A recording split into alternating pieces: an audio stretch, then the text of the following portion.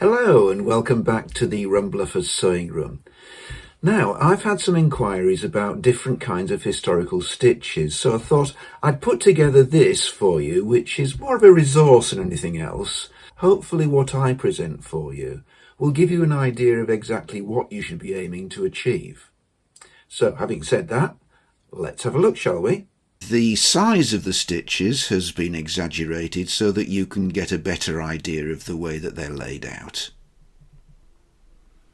First is the running stitch. This is one which can be used in a lot of circumstances for joining two pieces of fabric together, but it's not as strong as the back stitch, which we'll come along to fairly soon. One of the advantages of the running stitch is that the fabric will slide over the thread, so that means that you can use it for creating gathers. Another form of running stitch is the basting stitch.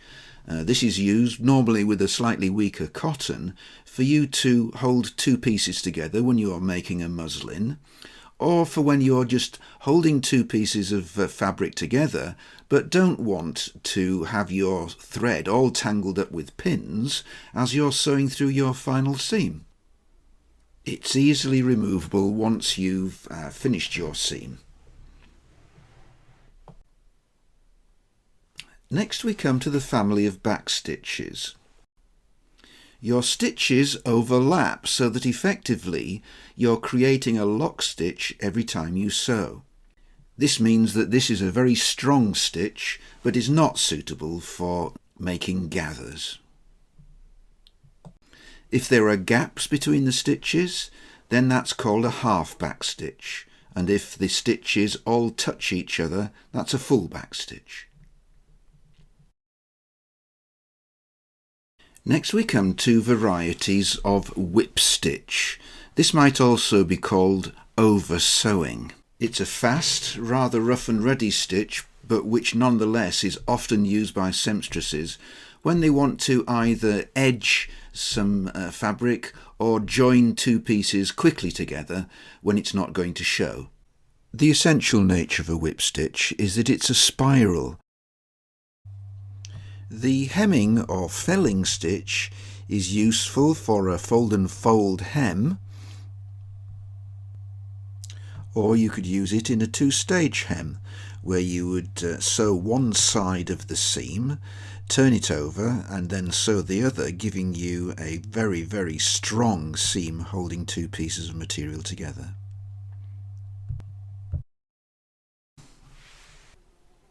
It can be confusing because tailors may also call the felling stitch a privy stitch or a whip stitch.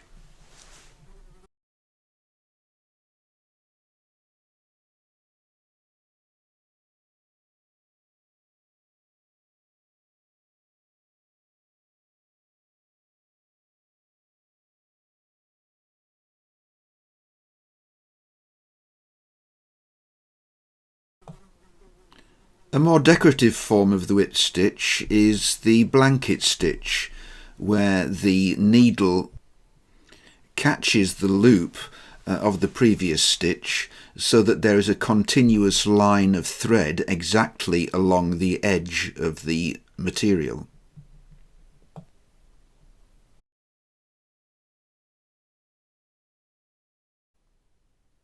Less often used is what's called the bar stitch, which is placed in order to support the fabric in places where it may be stressed, such as on pocket corners.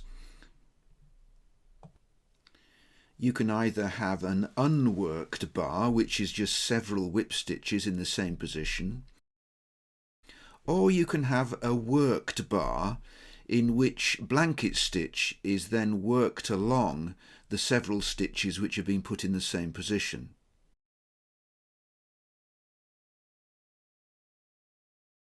Next is the drawing stitch. This is used in order to join two pieces of fabric together almost invisibly, usually when you're sewing in the lining, and it's to be remembered that usually the lining in Regency garments is put in afterwards and not bagged out in the way that modern things would be.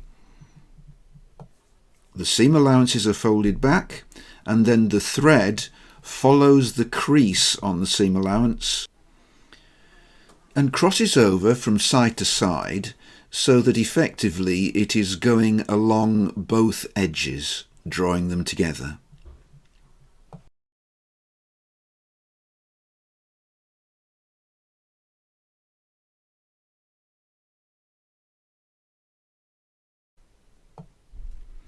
Making buttonholes is an opportunity to show your skill.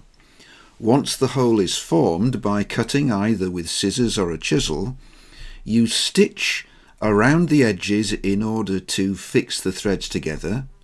Then you whip stitch around in order to catch up the loose ends, and then you do the buttonhole stitch, which gives you the final decorative finish. It takes lots of practice.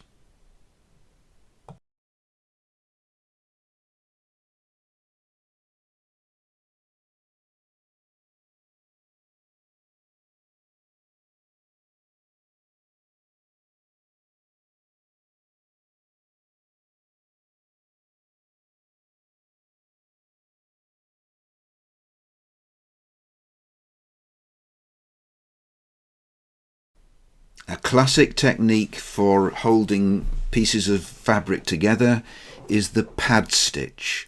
This is instead of the thermal glue which would be put in terms of interfacing on modern garments. Pad stitching puts lots of small stitches all over the surface of the two pieces of fabric that you're joining together.